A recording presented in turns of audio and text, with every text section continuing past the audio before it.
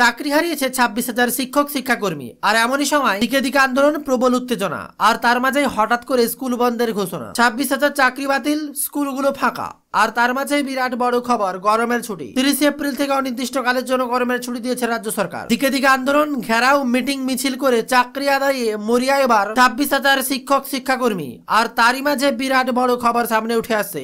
2014 সালের প্রাইমারি পরীক্ষা নিয়ে আবারও মাথায় হাত। বাতিল হতে পারে প্রায় 65,000 প্রাইমারি শিক্ষক। সঠিক প্রমাণ না দেখাতে পারলে আবারও করা হুঁশিয়ারি বিচারপতি। যেন একের পর এক চাকরি বাতিল কোণঠাসা করছে তৃণমূলকে। কারণ তার আমলেই এত চাকরি বাতিল। তবে মানতে নারাজ মমতা একের পর এক দোষ ছুড়ে দিচ্ছেন বিরোধীদের দিকে। আর দিকে প্রাপ্ত বছর সাথে বৈঠক, চাকরি প্রার্থীরা। দুদিন আগেই মুখ্যমন্ত্রী মমতা বন্দ্যোপাধ্যায় বলে গিয়েছিলেন ভলান্টিয়ার নিয়োগ চাইলে করতে পারেন, কিন্তু তাতে রাজি নন শিক্ষক শিক্ষিকারা।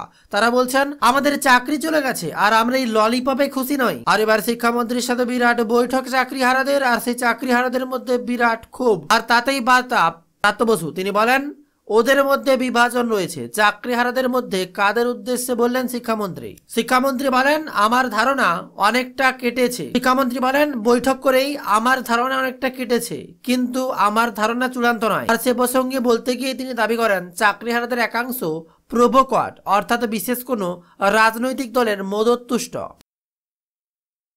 শিক্ষামন্ত্রী বলেন একদল বলছে আমরা অনশন করছি। ওদের বক্তব্য যারা অনশন করছেন তার একটা রাজনৈতিক দলের মদতুষ্ট। তবে তাদের প্রতি আমাদের সহানুভূতি রয়েছে। তারাও যোগ্য বঞ্চিত, কিন্তু আন্দোলনকে যে জায়গায় নিয়ে যাচ্ছে সেটা আক্রমণাত্মক হচ্ছে। পুলিশ আক্রান্ত হচ্ছে কেন? শিক্ষামন্ত্রী বলেন যাতে পুরো প্যানেলটাই বাতিল হয়, যাতে ওরা পুনরায় চাকরি ফিরে না পায়, তার জন্য কনস্ট্যান্ট প্রভোকেশন রয়েছে। আন্দোলন যাতে রাস্তায় ক্রমাগত ঘটাতে থাকে। এবার বাম আমলের কথা তুলে আনেন শিক্ষামন্ত্রী। তিনি বলেন এখন যোগ্য অযোগ্যের কথা শোনা যাচ্ছে, আর তখন 2006-7 সালে ইচ্ছুক অনিচ্ছুকের কথা শোনা যেত। তারই মাঝে আবার ভয়ানক খবর, ফের উত্তপ্ত সুতি, হচ্ছে বোমা বৃষ্টি, জ্বলছে সরকারি বাস। দিকে দিকে উত্তেজনা।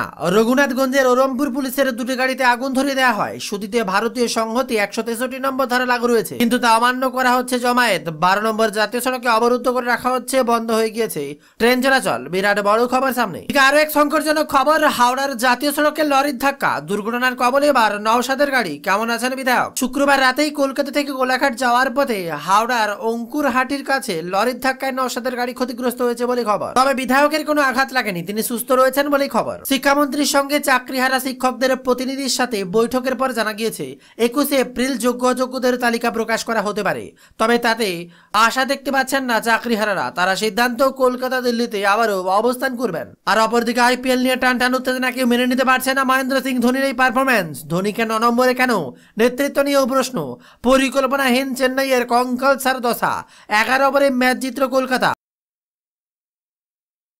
ভাবা যায় 100 রানের গন্ডি পার করতে হিমশিম খাচ্ছে এবার মহেন্দ্র সিং ধোনির দল চেন্নাই সুপার কিং, যার 5 বার ট্রফি পেয়েও কোনো কিছু করতে পারছে না। এবার খেলায় হার জিত আছে, তবে হেন কঙ্কাল সার দশা দেখে যেন মেনে নিতে পারছেন না চেন্নাই সুপার কিং এর দর্শক বৃন্দরা। ভক্তদের মধ্যেও যেন ক্ষোভ উগড়ে দিচ্ছেন মহেন্দ্র সিং ধোনির দিকে, কারণ সবার আশ্বাস থাকে একজনকে, মহেন্দ্র সিং ধোনি। আর সেই ধোনির দিকেই আশ্বাস থাকছে গোটা দেশবাসী। এখনো ঘুরে দাঁড়ানোর দাওয়াই খুঁজে যাচ্ছে চেন্নাই সুপার কিং। কলকাতার কাছে কেউ গিয়ে ধোনি বললেন কাউকে নকল করতে যাব না। চেন্নাইকে হারিয়ে পয়েন্ট টেবিলে বড় লাভ এবার কেকেআরের। আর এবার ওয়াকআপ বিল নিয়ে বিরাট বড় খবর। ওয়াকআপ আইন বাতিলের দাবিতে বিক্ষোভ। মুর্শিদাবাদে গুলিবিদ্ধ কিশোর। নতুন ওয়াকআপ আইনের প্রতিবাদে মুর্শিদাবাদে একাধিক জায়গায় বিক্ষোভ চলছে। সুতি, ধুলিয়ানা সহ বিভিন্ন জায়গায় পুলিশের সঙ্গে দফায় দফায় সংঘর্ষ হচ্ছে বিক্ষোভকারীদের। ওয়াকআপ আইন বাতিলের দাবিতে বিক্ষোভে তুলকালাম মুর্শিদাবাদে গুলিবিদ্ধ কিশোর। সুতির সাজুরমোড়া এলাকায় গুলিবিদ্ধ হয় ওই কিশোর।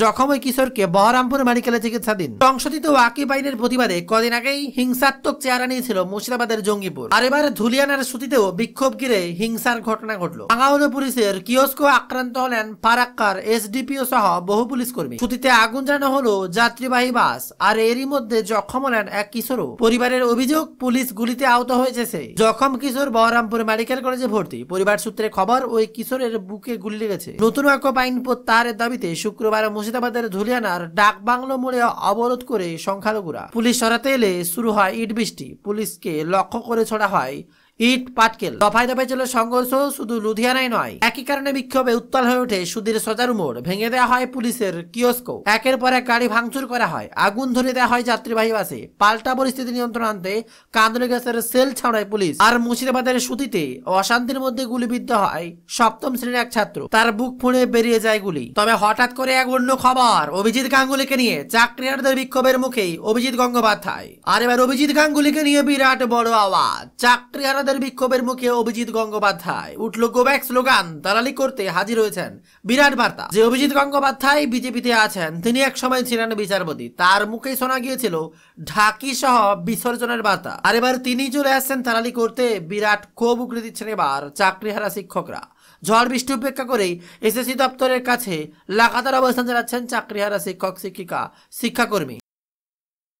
আর সেই এসএসসি ভবনের সামনে চাকরিহারাদের বিক্ষোভের মুখে বললেন অভিজিৎ গঙ্গোপাধ্যায়, উঠল গো ব্যাক স্লোগান। চাকরিহারা শিক্ষকদের অনেকেই অনশনে বসছেন, অনেকেই আবার অবস্থানে। তাদের পাশে দাঁড়ানোর জন্য এবার সেখানে এদিন পৌঁছে গিয়েছিলেন বিজেপি সাংসদ ও কলকাতা হাইকোর্টের প্রাক্তন বিচারপতি অভিজিৎ গঙ্গোপাধ্যায়। এদিন চাকরিহারা একটা সাউন্ড সিস্টেম নিয়ে এসেছিলেন। সেই গাড়িতে অভিজিৎ গঙ্গোপাধ্যায় যখন উঠতে যাচ্ছেন, তখন এক দফায় দফায় তাকে বাধা দেওয়া হয়। কয়েকজন ব্যক্তি যারা নিজেদের চাকরিহারা বলে দাবি করছেন, তারা বিক্ষোভ দেখান। তাদের বক্তব্য ছিল এখানে তারা কোনো রাজনীতির প্রবেশ করতে বা প্রবেশ ঘটাতে দেবেন না। শেষে অভিজিৎ গঙ্গোপাধ্যায় গাড়িতে উঠে নিজের বক্তব্য রাখেন। তিনি যখন বক্তব্য রাখছেন, সেই সময় আচমকায় গো ব্যাক স্লোগান উঠতে থাকে। সেই স্লোগানের মধ্যেই তাকে এলাকা ছাড়তে হয়। এক প্রকার নিরাপত্তা কর্মীরা তাকে বের করে নিয়ে আসে। আর সেই সময় বিধাননগর পুলিশের সহযোগিতাও দেখা যায়। এ প্রসঙ্গে অবশ্যই অভিজিৎ গঙ্গোপাধ্যায় বলেছেন, গো ব্যাক স্লোগান দিয়েছে, আমি শুনিনি। এটা আপনারা বলছেন, আপনারা যখন বলছেন আমি মেনে নিচ্ছি কেউ না কেউ গো ব্যাক স্লোগান দিয়েছিলেন। যেখানে একটা গণ আন্দোলন গড়ে উঠে, সেখানেই নর্দমায় ছুঁড়ে ফেলে দেওয়া নকশাল আছে, নর্দমায় ছুঁড়ে ফেলে দেওয়া এসইউ আছে, সিপিএম আছে। তারা সেই আন্দোলন দখলদারি নিতে চায়। কেন যে কোনো আন্দোলন করার মনোপলি তাদের, এটা তারা করতে চায়। আর জি করের এই ঘটনায় মেয়ের কারণে আন্দোলন হয়েছিল, সেখানেও আমি গিয়েছিলাম, কিন্তু সেখানেও তারা গো ব্যাক স্লোগান দিয়েছিল। এখানেও এরকম কিছু দালাল হাজির হয়েছেন। আমার মনে হয় না তারা কেউ প্রকৃত শিক্ষক। তারা এখানে দালালি করতে হাজির হয়েছেন। তাদের আমি মানবো না। আমি তো এখনো থাকবো, রাত 12টা অব্দি এখানে থাকবো। তাদের স্লোগানে কিছু যায় আসে না। এই আন্দোলনের তারা কেউ নয়। বিরাট বড় বার্তা এবার অভিজিৎ গঙ্গোপাধ্যায়ের। তবে তিনি এক সময় ঢাকি সহ বিসর্জনের বার্তা দিয়েছিলেন, সে কথাও কেউ ভুলতে পারছে না। চাকরিহারা শিক্ষকদের পুলিশের লাথি, অবাক করা কাণ্ড দেখলো গোটা দেশ। যোগ্যের ব্যবধানে চাকরি হারিয়েছে অনেক সৎ স্কুল শিক্ষক। আর সেই চাকরিহারা শিক্ষকদের পুলিশের লাথি। কসবায় ধুন্ধুমার কাণ্ডের পরে এবার রিপোর্ট তলব নবান্ন। চাকরিহারাদের বিক্ষোভ, পুলিশের সঙ্গে ধস্তাধস্তি, পাল্টা শিক্ষকদের উপর বেদম লাঠিচার্জ পুলিশের। বিক্ষোভকারী শিক্ষক ও পুলিশ কর্মী উভয়ে আহত হন। নিরীহ শিক্ষকদের পুলিশের মারধর করেছে বলে অভিযোগ, এমনকি লাথি মারা হয়েছে শিক্ষকদের। বাংলাদেশকে মোক্ষম শিক্ষা দিল ভারত, বন্ধ হতে পারে 3 দেশের সঙ্গে বাণিজ্য, মাথায় হাত ইউনূসের। আবারও মোক্ষম চাল দিল ভারত সরকার। শিক্ষক শিক্ষিকাদের ধৈর্য রাখা উচিত। চলতি সপ্তাহে চাকরিহারাদের সঙ্গে বৈঠক শিক্ষামন্ত্রী। বিরাট বড় বার্তা তার। একদিকে 26,000 চাকরি বাতিল, অপরদিকে ওয়াকফ বিল আইনে পরিণত। অবস্থা খারাপ কি মুসলিমদের? মসজিদ দখল হবে, বিরাট আন্দোলন। একদিকে চাকরিহারারা, অপরদিকে আবার ওয়াকফ বিল নিয়ে।